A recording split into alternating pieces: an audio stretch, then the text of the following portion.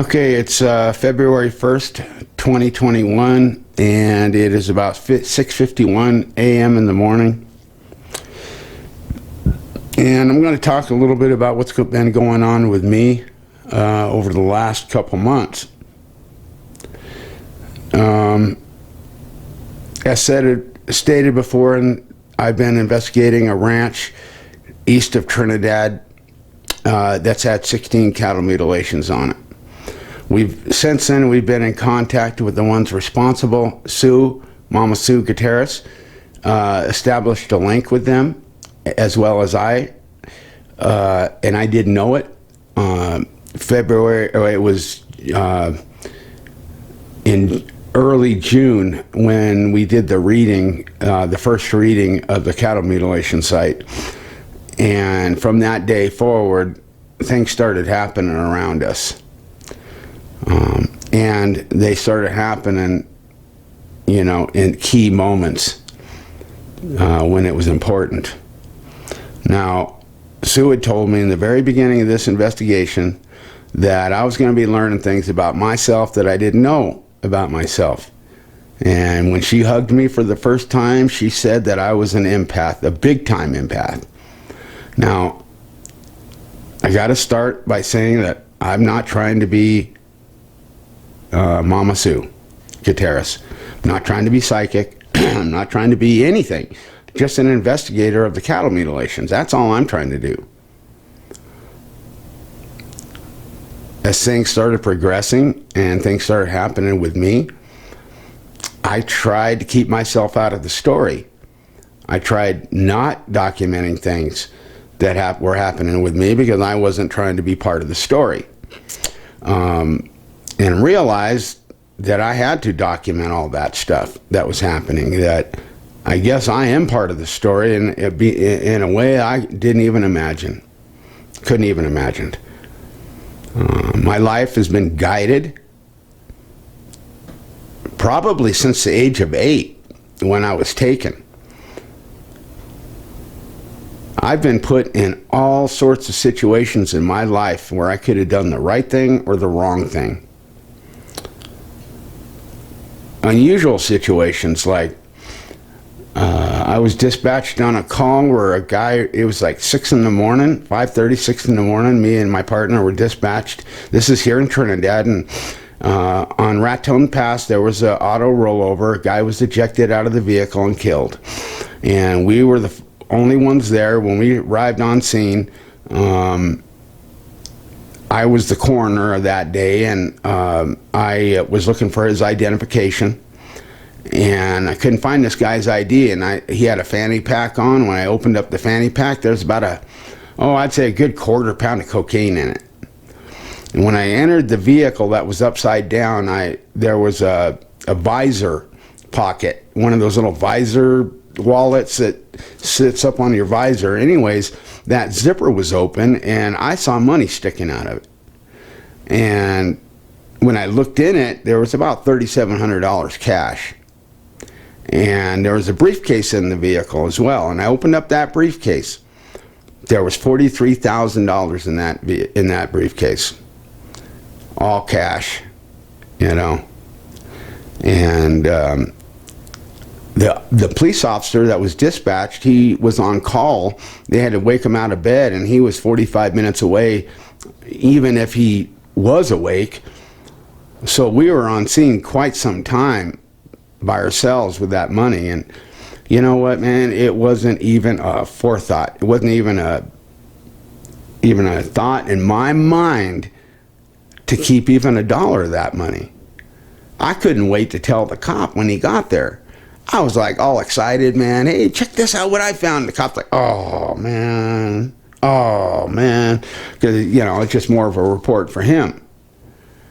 And as I told that story to people, they were like, man, you're stupid, man. You should have at least taken the $3,700. I don't know, man. I couldn't even imagine taking that money. I mean, that was my job, my livelihood, and I would never risk my job. I would never put my integrity on the line for $3,700. Even $43,000 ain't worth it. And not only that, you'd have to look over your shoulder all the time, and who knows, man. There's a whole bunch of reasons why I didn't take that money. But it wasn't like I looked at the money and thought, oh man, should I take it? Oh no, there's too many. No, it wasn't even that. It just wasn't a thought. All right. But that being said, I've been in other situations similar to that. And a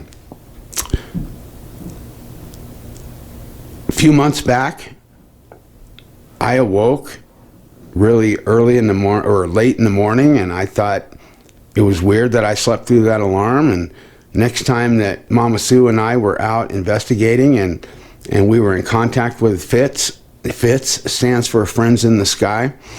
When we were in contact with FITS, I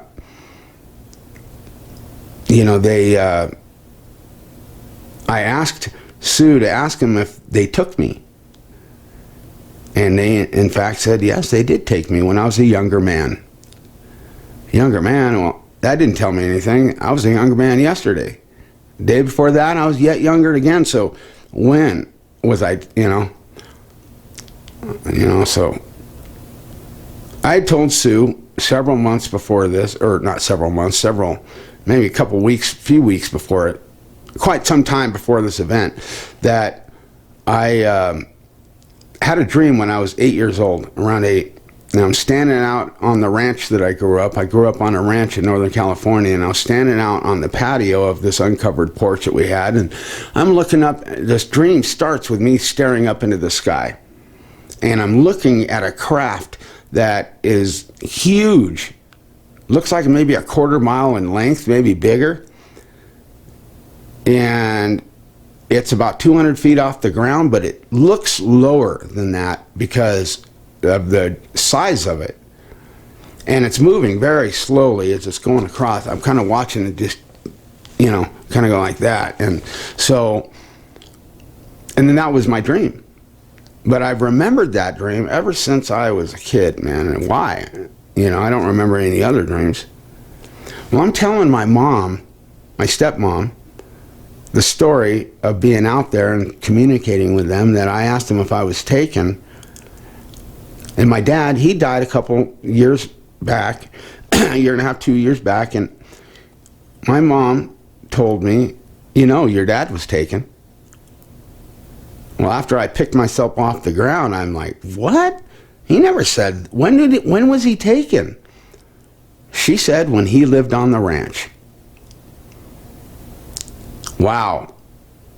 Immediately that put some things together for me, because my dad and mom divorced when I was 11, and my dad moved off the ranch when I was around 11.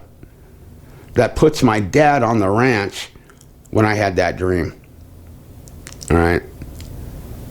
Later we found that they did take me and my dad at the same time, and I've got 2 other brothers, and they didn't take them. But they took me and my dad, and they said because me and my dad shared something in our genetic makeup where we were more alike than not. And back then is when they chose me for this project. And I'm explaining all this because it's already known to me what's going on. I'm explaining all this. So that's how I'm sure of a lot of things. My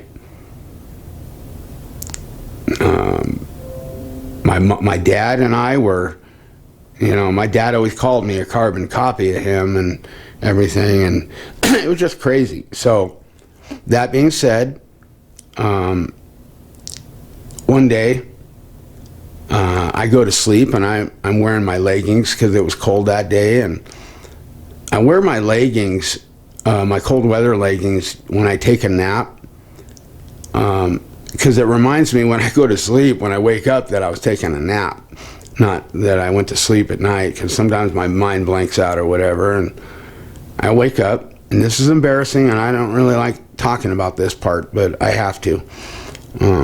I woke, and I don't remember what time it was, and when I went to the bathroom, I saw a large amount of semen that had expelled from me. I'm a dreamer. All right. I didn't recall any dream that night. And first of all. Second of all, I didn't feel anything either. I should have felt something, but nothing. So I call Mama Sue when she gets up, and I said, hey man, can you tune in for me, because this happened? And I told her about it. She said she would. 2 days later, I'm sleeping in my bed, and I'm sleeping on my side. The next thing I know, I'm being lifted out of my bed. Lifted out of my bed. Like I was in it, and then I started being lifted. And as I was being lifted, I was put on my back. And I'm being restrained. I'm not scared, but I'm being restrained. And I'm telling myself at the time, I'm being taken. This was in a dreamlike state, but it was no dream. I assure you that. I was even digging my finger into my, because that's all I could do, was dig my finger. I couldn't pinch myself, but I could dig my fingernail into my thumb to cause pain for me to realize that this ain't no dream. Now the crazy thing is I could look and I could see about far as my hands, but that was it. And anything I looked around, when I was looking around first, I was in my room and it was dark. And I couldn't see objects in my room other than the fact that it was dark. The next thing I know is now I'm in a lit room. I still can't see anything. I'm looking around, and it was like as if there was maybe a clear plastic baggie of murky water that was over my eyes that I couldn't see. I was looking around, I couldn't see. I knew I was being looked at. I can sense a presence. I wasn't afraid, frightened at all. And I woke up. Now I called Sue, and when I called, she answered the phone, not with hello, but Greg, you were taken, and they took your semen. Now, that's fine, man. I'd even ask for it. I wanted to be taken. I wanted to, but I didn't want my memory wiped. I wanted to see, this all started because I wanted to tell our friends in the skies story. All right. I wanted to tell their story the way they wanted it told, so people didn't fear them. Because with ignorance, there's fear. Without knowledge of something, what you don't know, is frightening. But if you know it and you're educated, there's no reason to be frightened. And I wanted to tell their story. I didn't know what was going on at the time. I didn't know, we hadn't been advised at the time why we were out there. And it wasn't to solve the cattle mutilations, and it wasn't to pick up on a spirit of a woman that had been murdered. Not at all. But we hadn't found that out yet.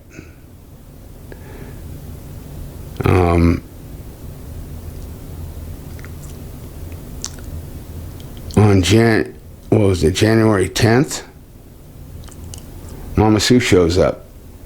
I'm going to be doing an investigation in the next few days. And the first night that she's here, I let her just unwind and sleep as long as she wants, and she can do whatever she wants, when she gets here. But I let her sleep the first night. We don't go out the first night that she gets here because of her exhaustion, and I don't think she would be able to tune in right when she's tired. So she slept from like 5, 6 o'clock that evening through the night into the next morning. 9 o'clock in the morning, she wakes up, jumps in the shower. I'm already up.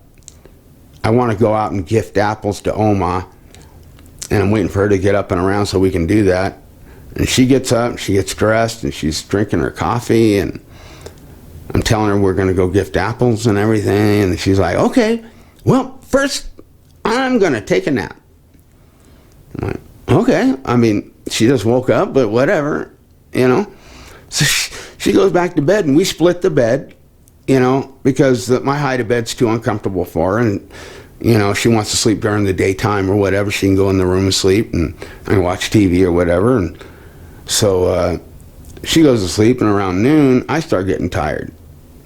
And I figure when she wakes up, now I'm going to be tired, so I should get a couple hours of sleep. So I lay down at maybe 12:30, 1 o'clock, something like that, 1:30, around there. And I closed my eyes, and I was expecting to get up around 5, you know, in the afternoon. And my internal body clock will do that. I'll wake up around 5, 6 in the afternoon after sleeping a couple hours. Not this time. I closed my eyes, and I opened them, and it was 1:30 in the morning. Mama Sue was still in the bed next to me. Hadn't moved from there. Hadn't moved. She has to wake up 8 million times to go to the bathroom a night. She didn't get up one time. Not once. I woke up to go to the bathroom. And again, I found a large amount of semen that had expelled from me.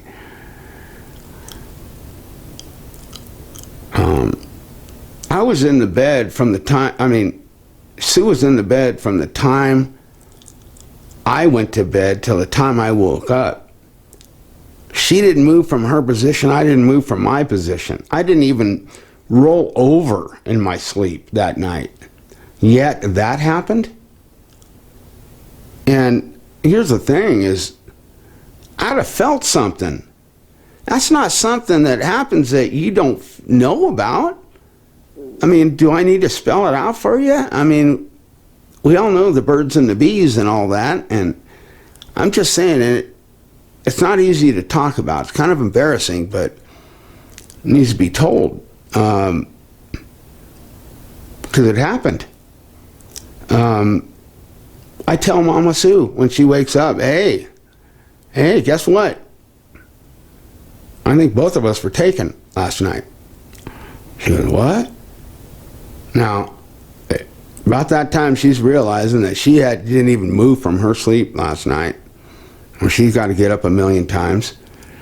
And she didn't recall any dream whatsoever. Everything was blocked. And she tuned in, and we did our investigation that night. We went out. We got out there about 4 in the morning. And when we got out there, first contact was made with Kika. And Kika was sad. She'd been crying. She'd been crying because she's been visiting her kids, and her kids are forgetting her. And she's unable to interact with them. And something that Mama Sue warned her about was going to happen. She'd get tired of that. And we're hoping that eventually she feels like she wants, when she's ready, she'll cross over. And she needs to go through this now and to be able to cross over. So that was the first thing. It was 1 degree out there that morning. And we made contact with Oma and asked them if they had been taking our apples, because the last set of apples I'd taken out had been taken, and I'd left another set of apples, and they took those as well. Well, we asked them, and they confirmed that they've been taking the apples over the last 2 times that I've sent apples. They've taken them, and because they've been gone, the apples have been gone. And thing is, we're talking private property. We're talking a gated piece of property that nobody goes on. No one goes out there. My tracks are the only tracks out there.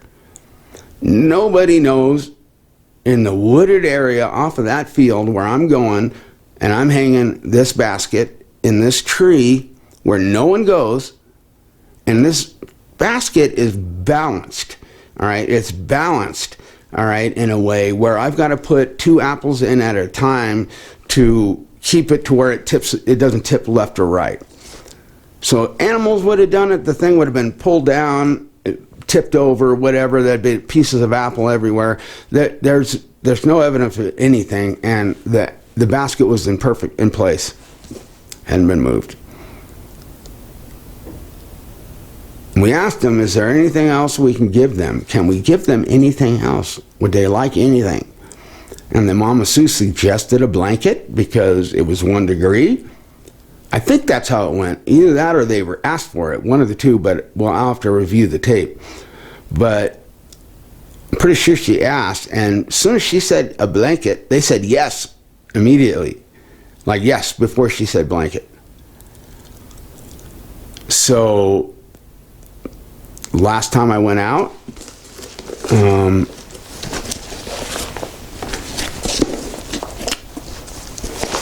these are, just that you know, these are, this is the documentation that I've been doing out on the property from day one.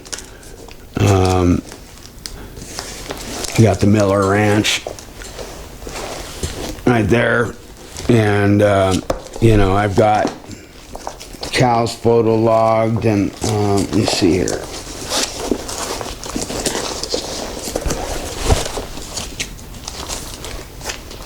Here we go. We've got a bunch of cows photo logged like this.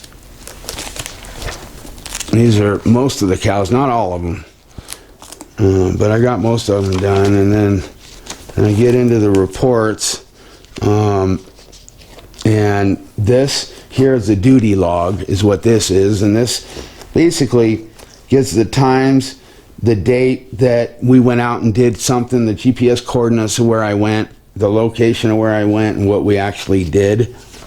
And then after that, I do up the report. This is an actual face sheet, and then here's my report.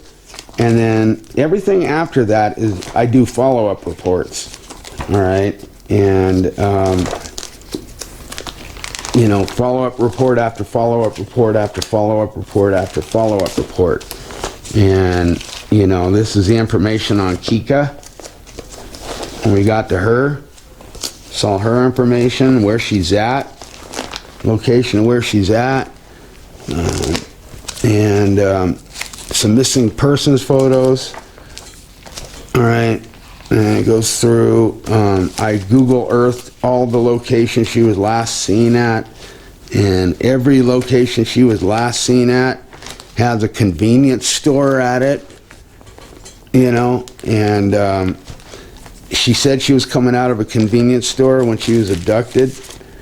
All right, so that's, okay, I got that. That's one book. This, oop. Oh. This is the second book, you know, and in this one, I've got some paranormal intelligence report forms that I've done, as well as follow-up report forms and progress reports. All right, I've done progress reports on anything in purple is a progress report, and then I've got follow-up reports, and then anything in green is a paranormal intelligence report form. Okay, and this just documents everything that I've done, absolutely everything that I've done. When I was taken, when Mama Sue was taken, all of our experiences, everything, absolutely everything is in here. If it's on video, it's in here, and even if it isn't on video, it's in here. All right, I meticulously document everything as honestly as I possibly can. I've been as transparent as I possibly can.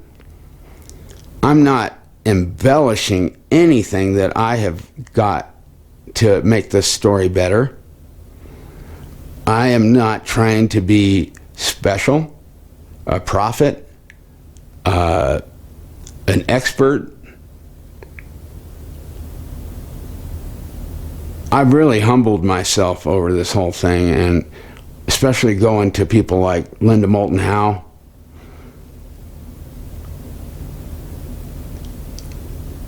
I saw her on a video, a documentary, and she was trying to describe how she believed the cows or bovines are being dropped from a distance. And when I saw that, I knew she knew some things. And I thought maybe she needs to be involved in this. I started looking into her. You know, I didn't know much about Linda Moulton Howe. You know, I don't follow all this stuff.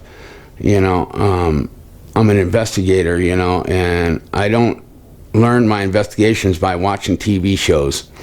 All right, so I don't watch much, and because of that, our conversation didn't start off all that well. When I started talking to her, she's a proud person. All right, people like her, she's used to people calling and giving. Her giving information to people. Number one, number two. She's probably used to people being starstruck on her. And, oh, I'm your biggest fan, and this and that and the other. Well, I just talked to her like a person. And when she asked if I'd done research before I went out and did this, I said no. I mean, what cop does the research on a call when they go out? Before they go out on a domestic, do they just do a little bit of research on the domestic and everything before they go on the call? No, man. I got enough information on my own where I had my own theories, and you know, I got no life, none. It's been guided that way, that all I do is this. And I have nothing better to do but to answer these questions, and I wanted to start out by just my own ideas. And she was offended because I hadn't read any of her books. That's what it all boiled down to. She was just, you know, she was more worried about that. And then when I told her that my theory was I was working on a predictive method of determining which cow is going to be next to be killed by finding out, by getting a black light on them and see if they're marked. And then if they are marked, try to get Geiger counter readings, because I believe they're leaving trace radiation behind when they're marking them, when they're in contact with them.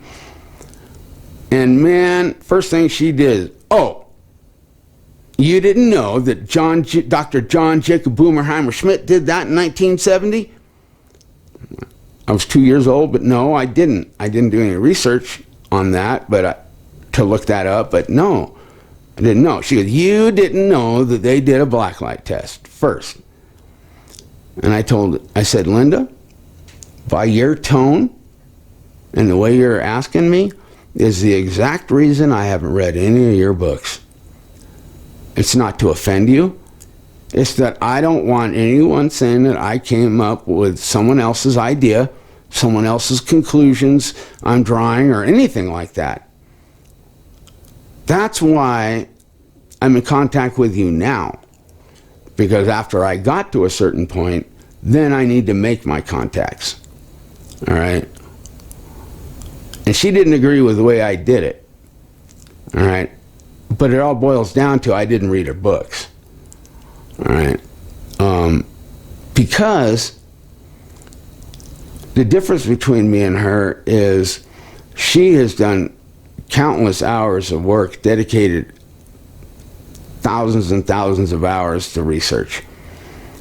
She's an investigative journalist. She's had all these awards. She's been at all these conferences and UFO things, and she's a UFOologist, leading UFOologist of the world, and she's been on movies and all sorts of stuff. That's how she got all her information. Me? Well, I'm just some dumb guy that got in contact with a psychic, and that just happened to be meant to do meant for this job. And we went out, and in 7.5 months, we had information revealed to us. All right, revealed to us. And here's the thing. First of all, Linda, I had to tell her that I needed to tell her a story. That I don't believe I'm going to be telling you anything you don't know. It's not about that. I'm not calling to teach you something. I'm calling you to tell you a story because I need your help. And you need to hear the story. You need to hear it. Well, problem was she kept interrupting. And sometimes it was in a good way because she was backing up everything I was saying.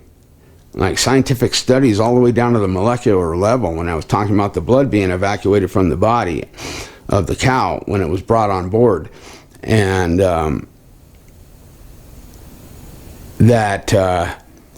when I got to the part of Kika, where I got to the part where we were that we had found out that Kika was a missing person and not a victim of a vehicle accident, and immediately she jumped to missing 411 saying about alien abductions and everything, and I had to tell her, no, stop, Linda, stop.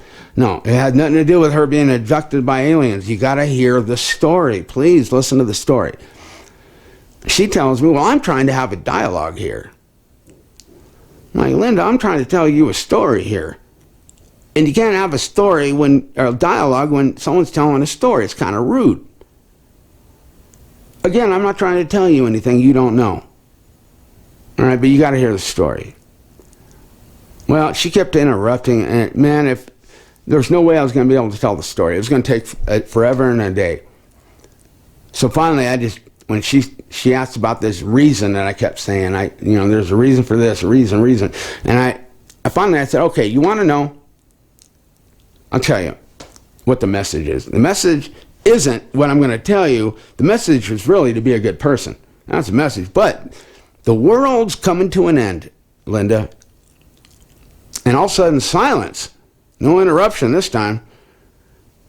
Next thing she says, do you have a time frame?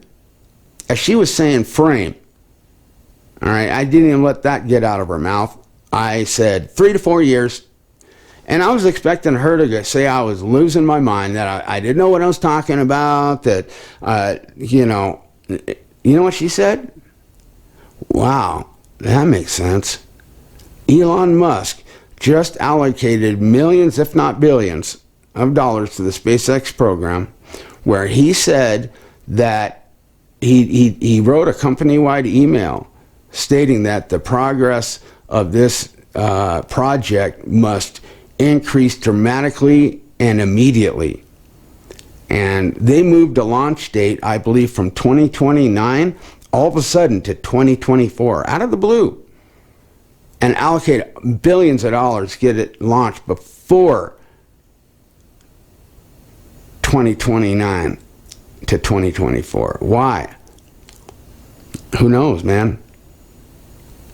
Maybe they know something. But I can tell you that mission is probably going to end in disaster.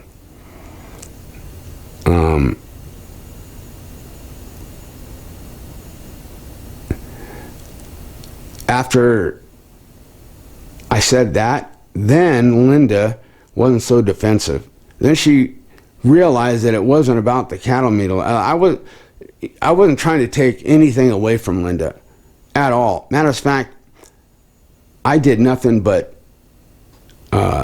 compliment her and tell her that, that I told her that I can only hope that one day I stand where your shadow casts. That I need your help here. And she finally let me tell the story. And there's things that I touched on when I told her about Fitz observing the spirit leave the human body upon death, capturing that spirit and trying to put it into an autonomous being. She backed that up. with theory. All right? She backed it all up that I said. There wasn't one thing that I told Linda about my investigation that she said I was off base on. Not one thing. So regardless if she agrees or not on how I did my investigation, how I didn't do research first, that she said I was spinning my wheels by doing things that other people have done. Well, I didn't, because they weren't doing the black light test for predictive method. They were doing it for another reason. You know, she wanted to know what frequency the black light was. Frequency of the black light, it was Amazon.com frequency. Same black light that was used to find the markings in the first place. Listen, I don't care what frequency the black light is. I just want to know if the cows are marked. Proving they're being watched. That's all. And once I was able to get off of the cattle mutilation, then I was able to tell the rest of the story. You know, and, you know, I'm not taking anything away from Linda. She got more, you know, knowledge in her little pinky than I've got put together with everything I've got. But I've done something unique and something different that no one else has done before. And I've got results. Why? Because we were chosen to do this. All right? You could take 10 psychics out there to that property out there, and you know what they're going to get? That's what they're going to get. They're not chosen. They ain't going to talk to them. They talk to Mama Sue. Why? Because they chose her to do this. She was taken when she was about 6 years old. All right? She was described that she was camping with her parents, and that she was in eye shot of her parents at the shoreline of the lake that she was camping at, and she went missing. And they said they looked for her for like hours. I think 2 or 4 hours had passed. And they found her by a tree in the wooded area behind where they were at. And she never went that way. She was found this way when she went down to where the water was this way. And they found her back that way. Like, they don't know how she got there. But Mama Sue, she remembers being on board that ship, and that they were going around really fast. Like, they know how to manipulate time. And they said everything was like fast motion. Like when you're fast forwarding a audio tape, you'll hear, well, that's what she was hearing. And then she said that she remembers looking down on the campground where she was at, and she was looking directly below her where the trees were, and she was being lowered down into the tree line. And that's what she felt, that she was being lowered down. She doesn't remember the whole descent, but she remembers some of the descent. And she remembers, the next thing she remembers, standing by this tree just crying, sobbing. She said that when she was landing, that she was seeing everyone going around really fast, like in fast motion when she landed onto the ground. And then they found her, and where were you? And she didn't know where she was. She wasn't sure. Just a crazy story. But the common denominator between everything is me, Sue, and Lindholm were all taken around that age and chosen at that age for this project. They chose me for my character. They've been testing me all my life, like the money thing I told you about. They've guided my life to where I don't have no girlfriend, no significant other, no job, no nothing other than this project. And the other day, I'm watching a documentary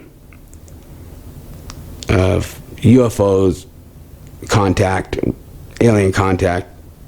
And I don't know exactly what the documentary was about, but Paul Beeben, the same one that was interviewing Linda Moulton Howe, was interviewing a U.S. Navy pilot that had contact with a UAP, And after that contact, they said he started having nightmares. And they were interviewing that pilot. And I knew what his nightmares were. Right then, before they even went to him, I said, he's having apocalyptic dreams. Bet you. Well, they get to him just after saying that, and they asked him what his dreams were about.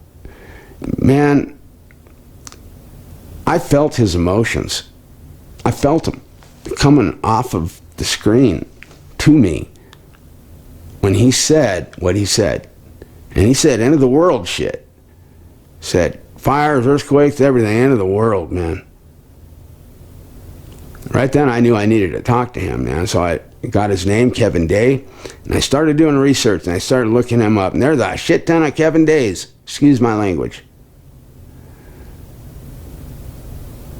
And I finally found him, and I messaged him on Facebook. And I asked him if he was the Kevin Day, and I was sure it was him, but by this time, and I messaged him, and I threw in a couple little things that only people that are involved in something like this would be able to say and get his attention. And I got his attention, and he called me. Kevin called me. And I started telling him, I gave him my background, the investigation. I told him I had to tell him a story. And that man listened to every word I said. He let me tell the whole story. Whole story. When I got to certain parts, he was crying. He was crying. He was moved to tears on the things that I was telling him.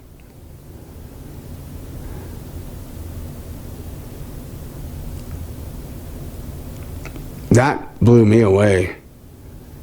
That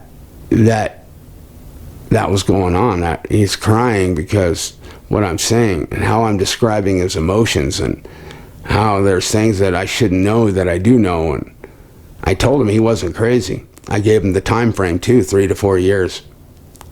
And he's putting a lot of things together, and since then we've been in contact. So now I'm in contact with Kevin Day. I'm in contact with Linda Moulton Howe. And I'm trying to find the person that is supposed to be coming to this crew.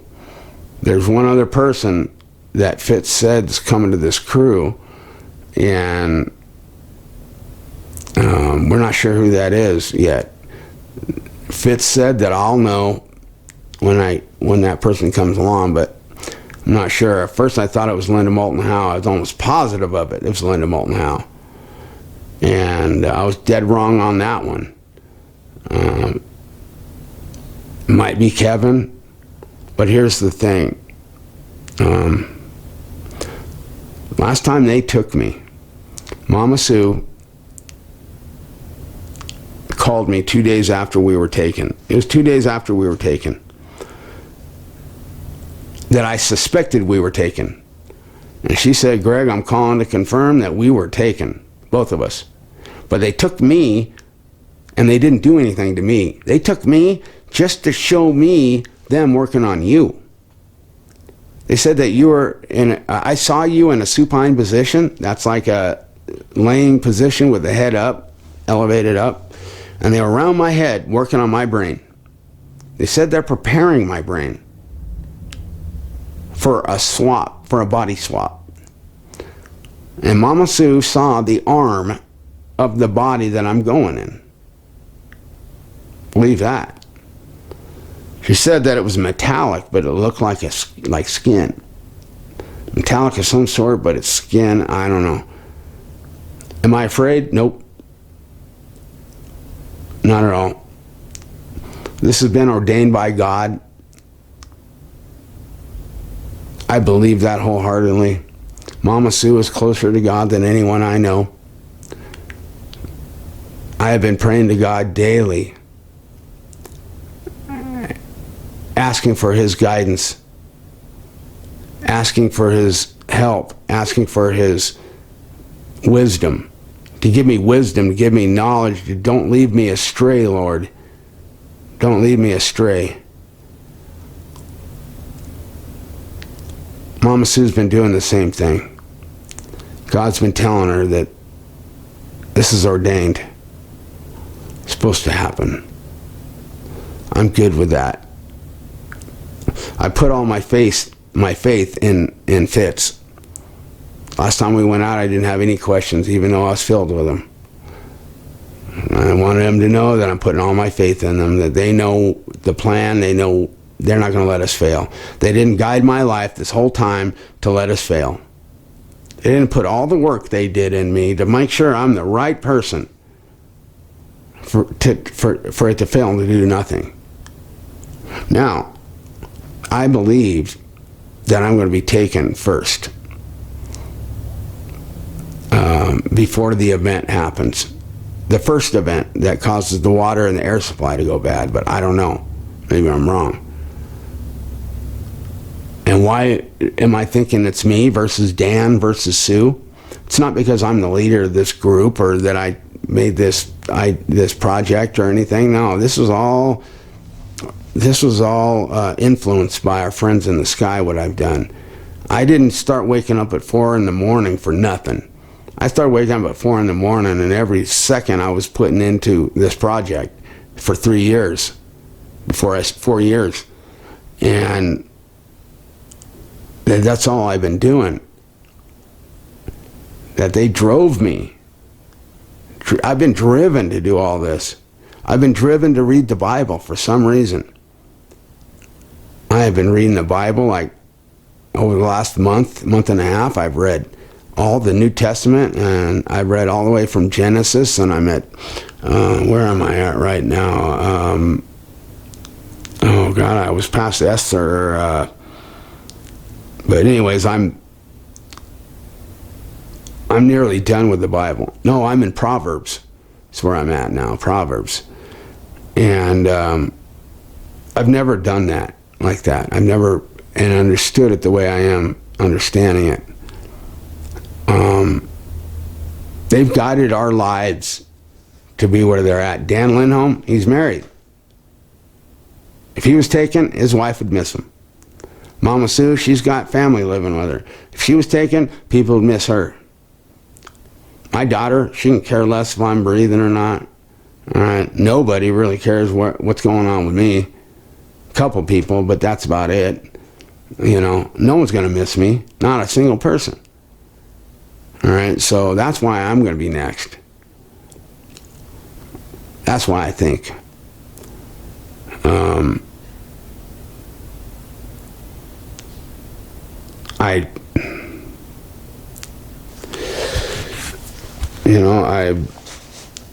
not trying to be important. I believe things are coming when things, okay, here's an example. How things have been happening around me, and how things match up. Now I'm reading in the Bible, and I'm at 2 Chronicles 6:1, and Solomon said, God said he would dwell in a dark cloud.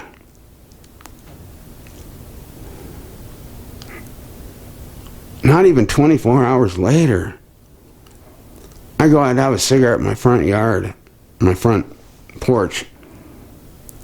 I don't really go out, I just open up my front door and I look out, and I could see Simpson's Rest and everything is sitting up in the sky. If I'm lying, I'm dying, sits this dark cloud. And it stuck out like a sore thumb directly in front of us. Right where the lightning strike was, matter of fact. Sits this dark cloud. And I'm sitting there looking at this thing, and it looked way out of place. I was able to go get my camera, and I took 2 photos of it. And as soon as I started recording, again, if I'm lying, I'm dying, this cloud started backing up. All right, it started backing up and to get to this other long-looking cloud. And it got to that point, and it literally started changing color and density. Never seen a cloud do that in my life. It's all on video. I got it all.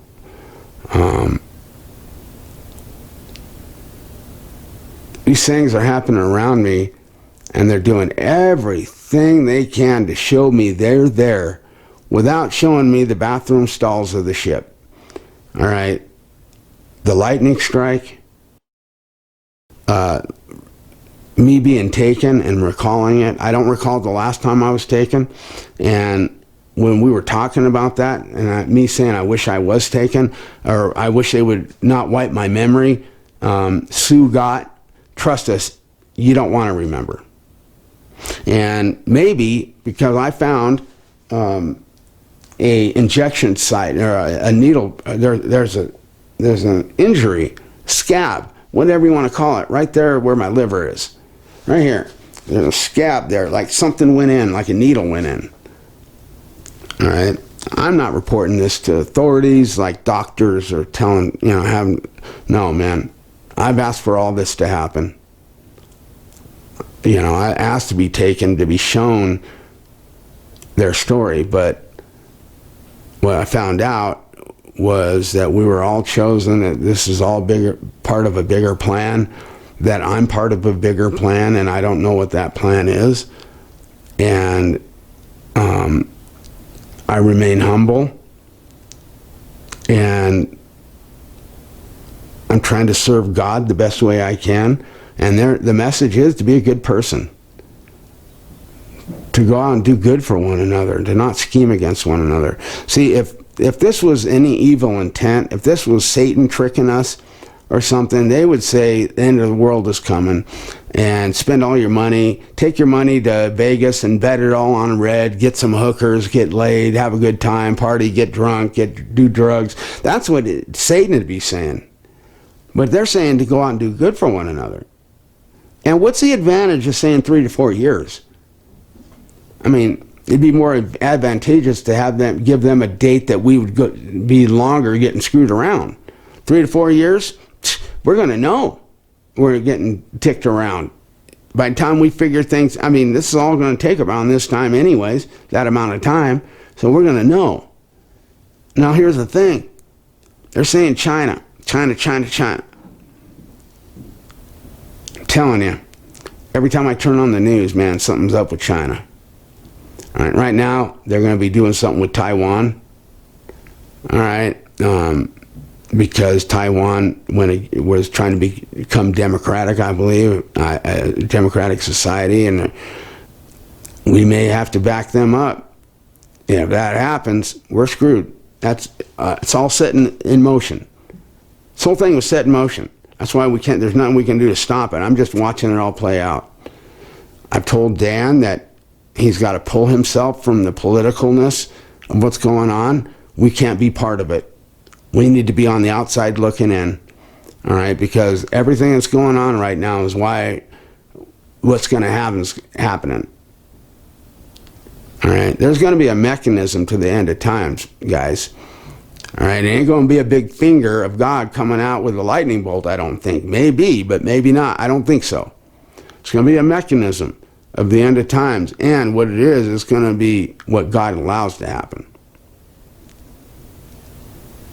And everywhere you look, there's violence. Justice has been perverted. I mean, just a simple example. If you want someone to stay in prison for life, you got to give them like 75 life sentences so they stay in prison for life. What? Why don't you just say, hey, you're in prison for life, and then that's that. You're in prison for life. But no, see, we got it all. We've perverted justice.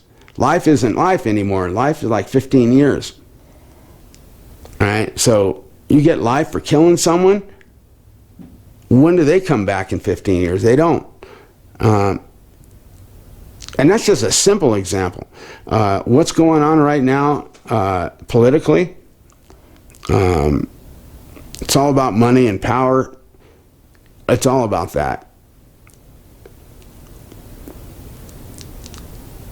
And I don't know, man. I've been in situations lately where they've been showing me who's going to be taken and who isn't. Type of people that are going to be taken and type of people that aren't. And it all boils down to this. It's pure of heart is what they're getting. It's what's in your heart. And they, not only our friends, but Jesus knows.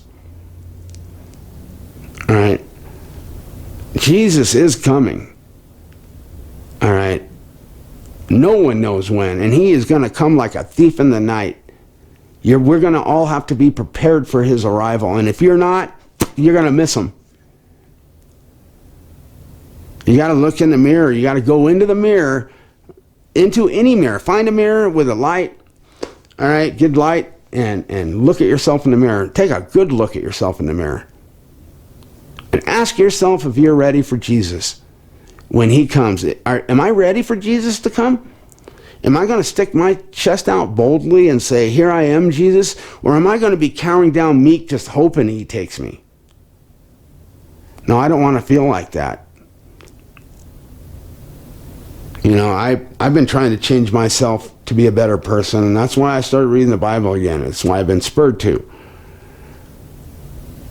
I just want to, maybe there's something in the Bible a lesson that I need to learn. That's all I'm trying to do, and I'm not trying to do it like kissing ass at the last second either. I turned my life over a long time ago, and I've been reading the Bible a long time ago, but I've just been, what's the word?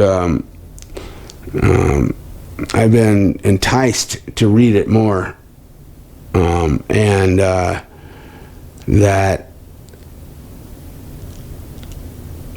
it's just about learning lessons and changing your heart here. You got to mean it here, and if you don't, it's not about reading the Bible, guys. If you believe what's going to happen is going to happen, and you just go and you pick up the Bible and start reading it and start going to church and say, see, God, I'm going to church. See, I'm reading the Bible. No, that ain't it. You're missing the whole damn point. And reading the Bible doesn't mean reading the Bible and then going out and telling everyone they're going to hell because they ain't reading the Bible. That's another thing. No, man, it's about acting and behaving the way the Bible teaches. It's never too late to read the Bible. But right now, too late to read the Bible. All right? Right now, we need to be doing what the Bible says. All right? It's all about that right now. We are in end times. All right? When you're seeing this, I may be gone when you're watching this. By the time you're seeing this, I could be gone. They're looking for me. They ain't going to find me. And let me tell you, I don't have the means to be hiding out in someone's closet eating Lunchables. All right? I believe I'm going to be taken right from this house. First, I thought I was going to have to go out onto the property and they'd find my Jeep out there, but no. And the reason why is because the sheriff's department would go out there, they'd look about 15 minutes and they'd say, man, he could be anywhere. He probably died of exposure somewhere, and we'll find him when spring thaw or something, who knows. All right, and they'll just assume I'm out there and they just can't find me. But I go missing from my house, and my Jeep is here, and my dogs are here, and all my stuff is here, and my medicines are here, and there's no evidence that I went anywhere. My wallet's here, my cell phone's here. That's going to leave questions. That'll leave questions, and only the people that are close to me will know the story, the real story. And that's why I'm telling people what's going on that are close to me. Yeah, I sound like a nut. Sound like a lunatic. But I got to say it, because if it happens, they need to be prepared. And if I have to look like a fool for a while, then that's what I have to do. But I believe it all is going to happen. Just like I'm saying it. I don't know if it's going to... Listen, I don't know how end times are going to go. I know it's going to start with our water and air supply going bad, and that something happens, all right, that wipes out life. And I don't know if it's all life, if it's 1/3 of the planet, if it's all the planet. I don't know that. All right, but what Mama Sue sees is this planet. She sees houses and people being swallowed up. And she sees the earth going from a big ball to a smaller ball. All right, to a smaller earth. Crumpling in on itself, you know. Is that representative of something? I don't know. I don't know any of this. That's why I'm documenting all this. Just as I'm getting it. You know, all this stuff seems out there. Aliens and spirits, and let me tell you, it's all real. Every bit of it. They're testing my faith right now. Guaranteed they're testing my faith. That's why they haven't let me see them face to face. They've come to me in my dream and showed me themselves in my dream, but not face to face. And they're doing that because they're testing me. You know, I'm in direct contact with them now. Not the last time, but the time before then, when they took me, I was in direct contact with them. Now, I can communicate with them directly, but I'm in the infancy stages of it now. I'm not reliable at all.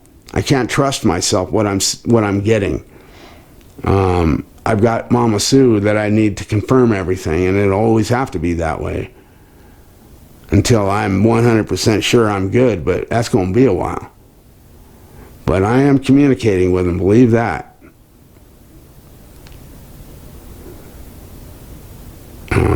I think I've kind of covered everything that I needed to cover now up until this point.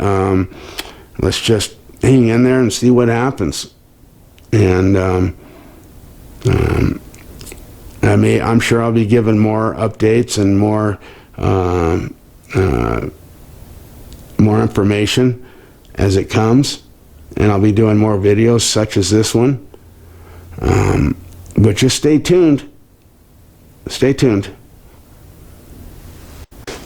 Okay, today is February 3rd. It's about 5:55 in the morning, and I gave an update, and I've left out a couple things. Or actually, I left one thing out anyways.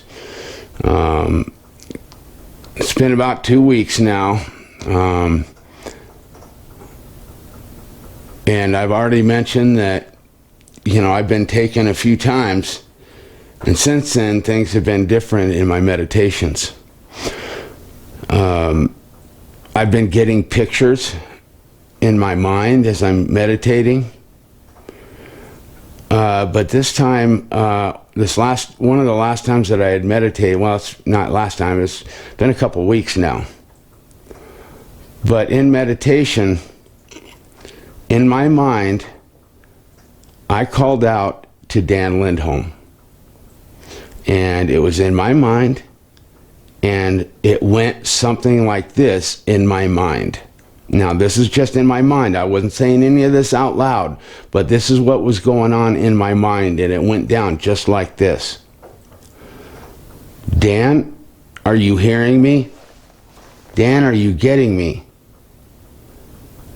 Yeah, I'm getting you, Greg. This is crazy. Now, that's how it went down in my mind. And, you know, I never got a call from Dan. He never said that nothing. So, like 2 days later, I'm talking to him on the phone, and I asked him, in the last week, Dan, have you gotten me pop into your mind? Like, did I just pop into your mind saying, hey, you getting me, kind of thing? And he says, oh my God, Greg, I got to tell you, I thought it was just me. Said 2 days ago, I was at work and you just popped into my mind, and it was just a real quick thing. You were asking if I could hear you, and I said, yeah, I could hear you. This is crazy. And that's what I said. Well, he just described what went down in my mind. That was crazy. And the conversation continues. And I'm telling him I'm having a problem in my meditations. That when I'm meditating, my left calf will tense up. Not cramp, but tense up. And I will relax that muscle, and I will be concentrating on keeping that muscle relaxed, and before I know it, my muscle is tense again. And the crazy thing is, I don't know when it tensed back up. All I know is I relax it, and I'm concentrating on keeping it relaxed, and the next thing I know, it's tense again. So I have to loosen it up. And I'm telling Dan this, and he goes, "Oh my God, Greg, you must be having sympathy pains, because I got a problem with my left calf for the last like 3 days. I don't know what I did to it, but I could barely walk on it. It's cramping up real bad, and it's all at the top part of my calf." And he described right where I'm tensing up. Is it a coincidence? I think not. Me and Dan, for whatever reason, we're connected. I believe more than likely it's with Sue too. I don't know. But I do know that we are connected. That I believe the reason why is one of us is going to be taken first, and I believe it's me. Again, the reason I believe it's me isn't because I'm the leader of this group, that I'm trying to be important, that I'm trying to be special, any of that. It's all deductive reasoning. It's all common sense. Of the three of us, I'm the only one that doesn't have a companion, someone living, at home with me. Dan is married. Sue has her family living with her, but I got nobody. I mean, zero. And,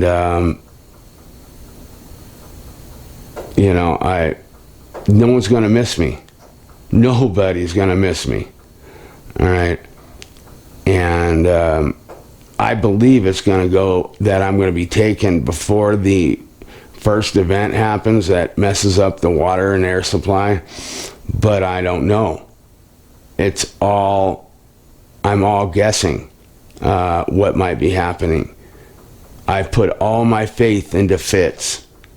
All my faith into them. I had so many questions for them last time we went out, but I wanted to show to them that I'm putting all my faith in them, that they know the plan better than we do. They know what's good and what's right and what's wrong. We don't. And we got to trust them. And I believe they're testing my faith.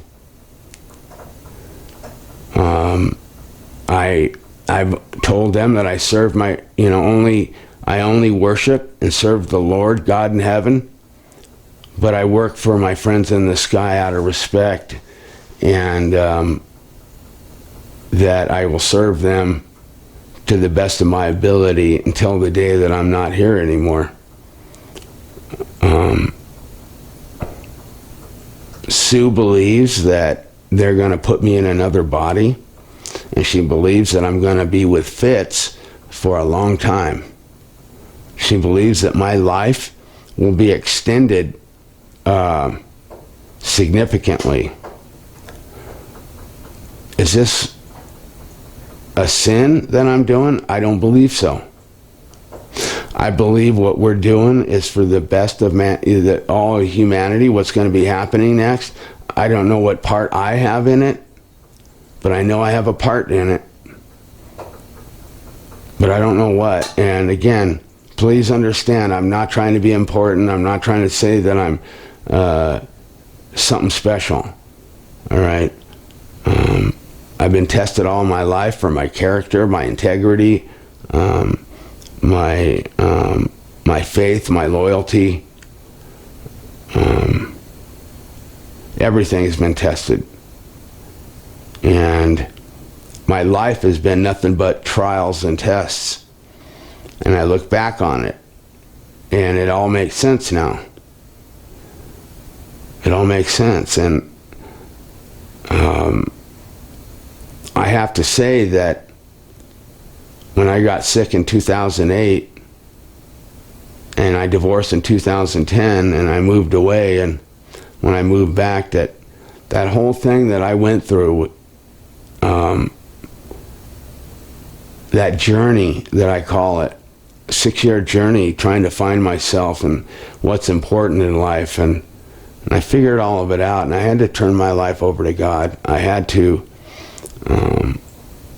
I realized that I can't do anything without His help.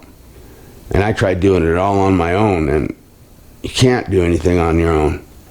No, you gotta, you're gonna come to a point where you think you can. You'll come to a point where it just, nothing works. Nothing's working. And at my lowest point in my life, I didn't even think God would even hear me, because I hadn't asked for His help in a long time. And I didn't see God when I was a paramedic. I didn't see God. I saw disaster and death and tragedy, sadness, anger, hate, guilt. All of it I saw as a paramedic. I saw that all the evil that are in people and all the good that's in people.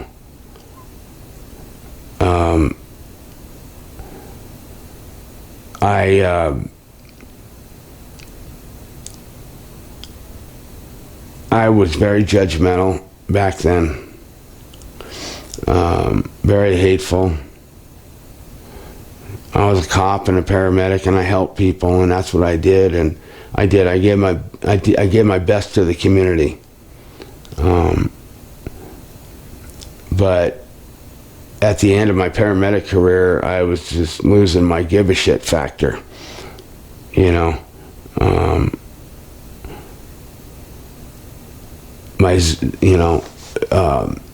I didn't have the compassion that I should have as a paramedic, and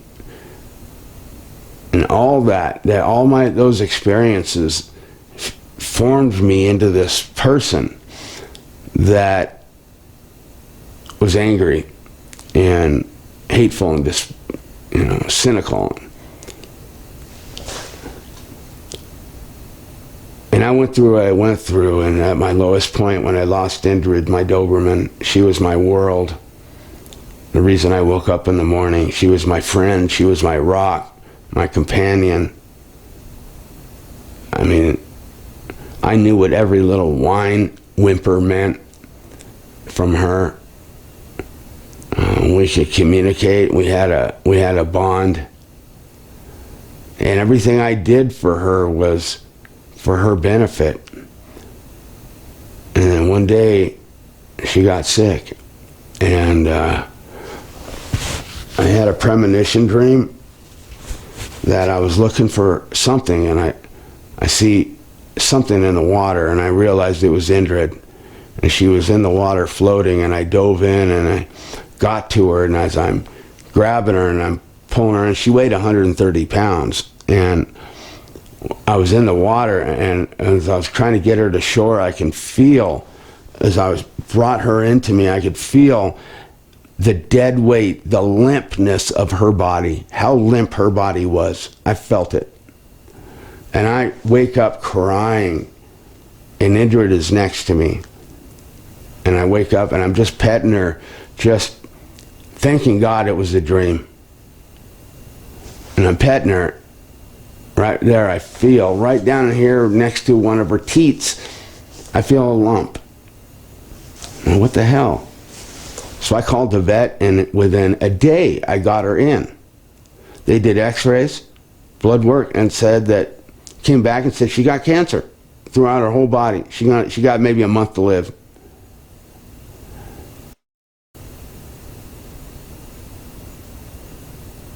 I didn't even know what to say to that. She'd never been sick, never had any issues. One issue she had, but all of a sudden now she gets a lump, and it goes from a lump to breast cancer. It was breast cancer too. My mom, a year prior, died of breast cancer. And for a while, I thought maybe they were wrong. It didn't seem like she was getting sick or anything. And then one day I noticed she was having a little trouble getting up in her back end. And it just got worse. Within a day, she couldn't get up. She was paralyzed. I had her on my bed, and I had chucks under her. And she was scared.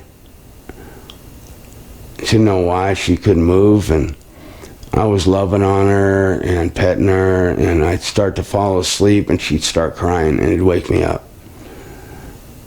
And this went on for 5 days until one day she was just so tired. I could tell she was struggling, and I had to make that decision. The vet came and did a prayer and gave her a shot to relax her, and I wasn't prepared for that.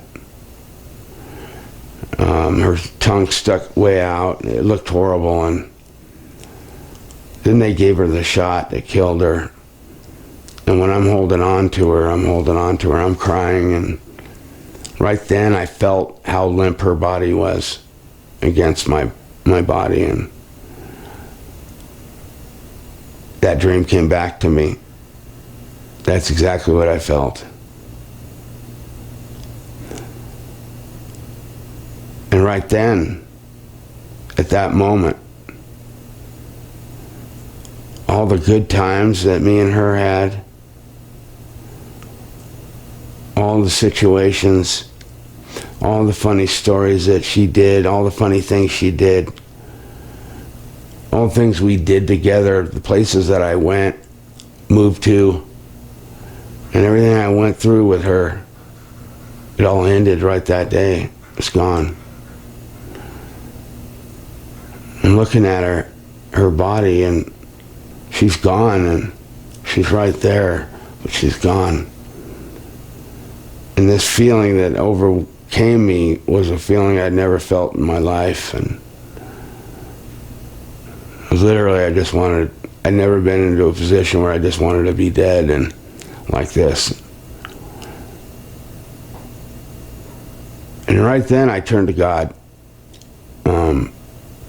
My weakest moment, my entire life, the worst moment of my entire life. I've seen a lot of tragedy. My eyes have seen things that I wish I can unsee. You know, that's what paramedics have to deal with. That's what you sign up for.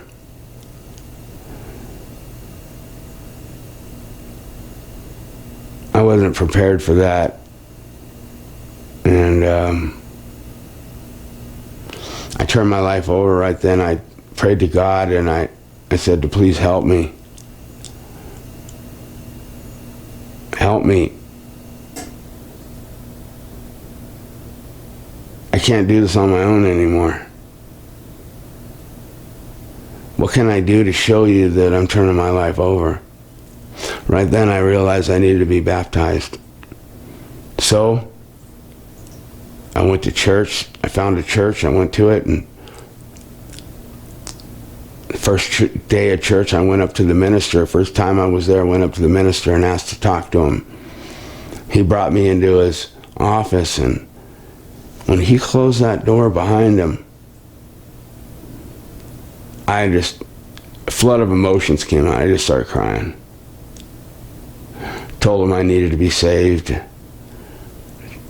that I wanted to turn my life over to God, and the only way I know how to show him that I truly mean it is to be baptized. Within a couple of weeks, I find myself being baptized in front of the entire church in a big pool of water that I had to go in. And I told the minister, when he put me underwater, it's a big pool, and you sit behind this glass and everyone sees you in the church getting baptized. And I went in that water weighing 9,000 pounds. When that minister put me in, I asked him to hold me under for a while, as he was pulling me up, and this was the real thing. all the weight has shed off of me like a jacket that I took off. And I felt like I had just went through a bankruptcy and been cleared of all my debt. And ever since that day, things have been going more positive than negative for me. And I started reading the Bible and trying to, just be a better person. And that's the only reason I was reading it. Well, then my Bible got destroyed. Long story on that, but it had to be thrown away. I didn't have a Bible for a while. I had a 1-year Bible, and then when we realized that we didn't know if Fitz loved God or loved Jesus the way we did, and at first we didn't know if they knew God. We're of the belief that they know God better than we do now, but before we didn't know, and so I thought, if they don't know God, I want to show them who God is. They need to know. God is a creator of all things. All things. If I have a basket of bananas, apples, and oranges, and someone comes up and says, "Can I have one of those?" And you tell them, "No, you can't have one. You can have them all." What does that mean? Does that mean you can just take the bananas? Does that mean you just take the apples or what? No. It means all. Everything that's in there. Everything. All. Well, God created all things. All. Everything. It doesn't have to be on this planet. All right? He created the universe. I don't know how they connect with how all this connects. I can tell you that Fitz and God, there's a connection somewhere, of some sort. Is Fitz the mechanism of what God's awesome power is? Does God use them as a mechanism? I don't know. I don't want to feel like I'm blaspheming by thinking any of these questions. But things are popping up to me, coming up in different ways when they should come up. I'm reading the Bible. I think I already mentioned this. I'm reading the Bible. And I'm in 2 Chronicles 6:1. And then Solomon said, God said he would dwell in a dark cloud. Not even 24 hours later, I go to have a cigarette, and there sits out in front of my house a dark cloud. I photoed it, and then I recorded it, and it acted as a cloud that I've never seen before. It changed color and density right in front of my eyes. That's them. I was getting, that's us when I was looking at it. That's us. That's us. That's what I was getting. They're doing everything they can to show me signs that they're there. Again, without, showing me the mileage on the odometer of their ship. I know all this is happening. I know all this is real. I believe everything I say. I believe everything that we've been given. I've been in contact with 2 people, one of which the leading ufologist in the world, and I was able to hold a conversation with her and tell her things that I learned in my investigation. She backed up with 40 years of research. I didn't do any research. I had things revealed different. Same results though. You get the same knowledge.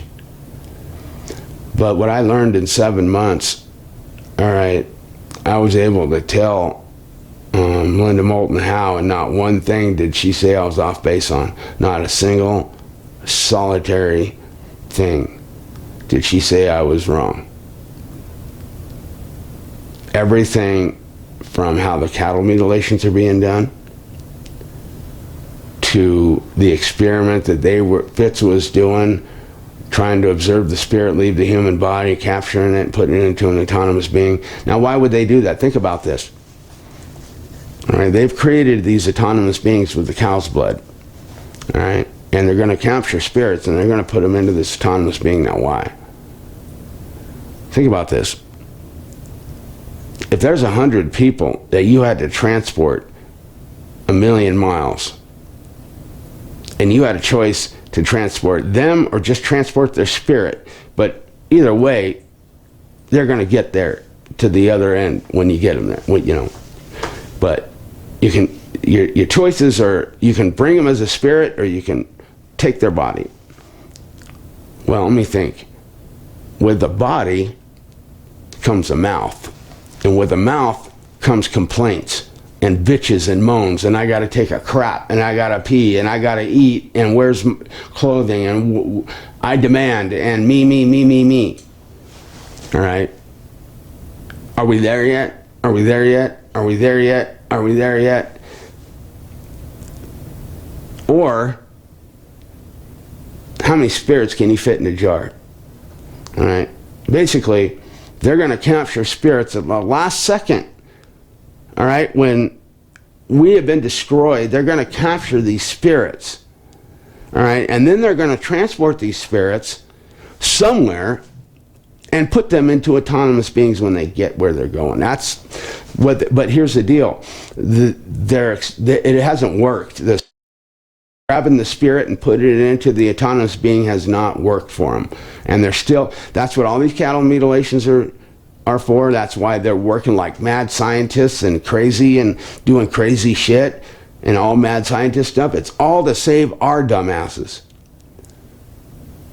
You know, we're looking to the skies because we see alien crafts coming in, and people are thinking, are they going to come take over the world? They're coming to kill us. They're coming to take us over and rule the world. And they've been watching too many damn movies. All right. We're the enemy. We're the dumb shits. I don't think our kind is really wanted out there, to be honest with you. I mean, we get the Space Force, and the first thing we do is weaponize space. Wonderful. Well, I don't know. I don't know how any of this is going to play out. I don't know how all this gets put together. I don't. The best thing I can do is document, which I'm doing right this second. Telling you everything that I know, what's been happening to me, how it's been happening. I haven't embellished, I haven't fibbed, I haven't white lied, I haven't, nothing. I'm going out, I'm doing an investigation, I'm obtaining information, and I'm relaying that information. Now, Fitz, anything that they tell us, I feel I'm allowed to say. Until they tell me otherwise, I'm going to talk about all my experiences, even when they took my semen. Listen, man, who brags about that? All right, who even wants to bring that up? Listen, last thing I wanted to do is say that, but everyone needs to know what's going on, because if I go missing, you guys need to know where I'm at, in a way, because I won't even know. But I ain't dead. I ain't missing. I ain't no hills. I ain't hiding out. I don't have the means to. I don't have money, man. I can't even leave my house right now. I don't have gas to leave anywhere. You know, I'm stuck at my house. I don't have the means to hide out at all from the world. So if I go missing by any way, shape, or form, it's because Fitz took me. And you need to know that everything I said is going to happen. That me and Dan and Mama Sue are saying, you got to listen to Dan.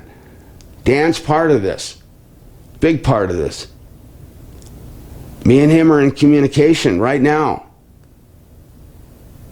All right? And it's only going to get more refined as time goes on. And I believe the reason why me and Dan are connected, I believe Dan is going to be communicating with me when I'm gone. For whatever reason, he will need to be able to communicate with me. Long distances. But I don't know.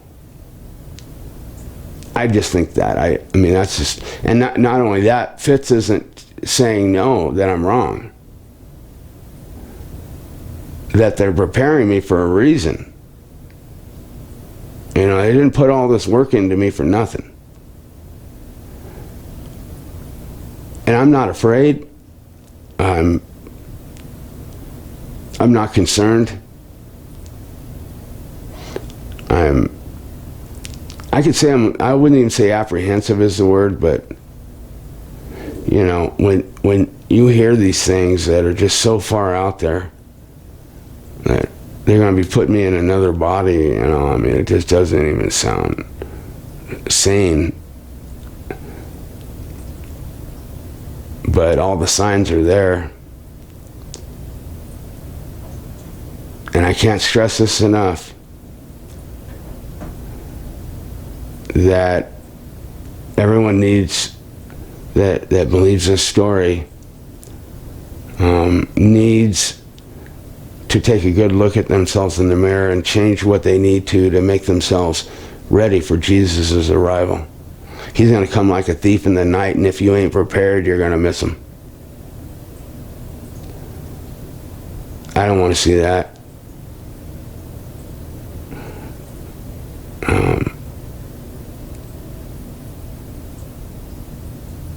Everything that's going on politically, everything that's going on around the world, there's violence everywhere you turn. You read Revelations, you read the Bible, and you see about all the upheaval that is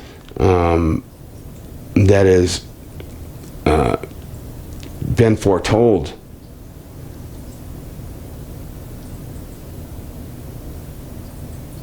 We're there, guys. When is all this going to start? It's already started. It's already began. COVID-19 was the very beginning of it. Wish I had more answers, but just stay tuned, guys. I'll have more, but I had to get that part out about me and Dan Lindholm being linked. So, that's it.